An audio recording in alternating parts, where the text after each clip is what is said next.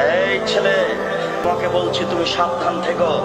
তুমি যে এখন স্কুলে এসে বলছো, এই ছেলেরা, এই মেয়েরা, আগামীকাল তোমরা ফুল নিয়ে আসবা, পায়ের জুতা খুলে দিয়ে বরকতের কবরে ফুল চড়াতে হবে।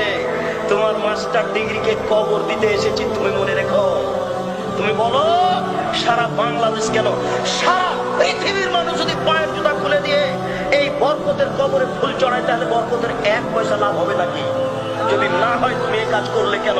তাহলে ওর সরস্বতী ভগবতীর কাছে কলা দেওয়া আর তোমার এই কবরে ফুল চড়ানো দুইটা সমান নয় কি?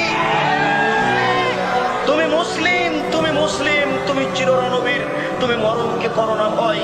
তোমার ইতস্ত বোধ করা দরকার ছিল, তোমার লজ্জা বোধ করা দরকার ছিল, তোমার বিদ্যেকে মূল্যায়ন করা দরকার ছিল। তুমি বেশি না পারলে তুমি ঘুরে দাঁড়াতে, ছি ছি, এ কাজকে করে এই বলে তুমি ঘুরে দাঁড়াও। বাঁচার পথ আছে। তুমি শিক্ষক হয়ে কাজ করো কি করে? সারা পৃথিবীর মানুষ যদি পায়ের জুতা খুলে দিয়ে ফুল চড়ায়, বরকতের 1 পয়সা উপকার করতে পারবে না। যদি সেদিন তুমি বলতে, এই ছেলেরা শোনো, তারা জীবন দিয়েছে, তারা রক্ত দিয়েছে, তোমরা একটু তার জন্য ক্ষমা চাও।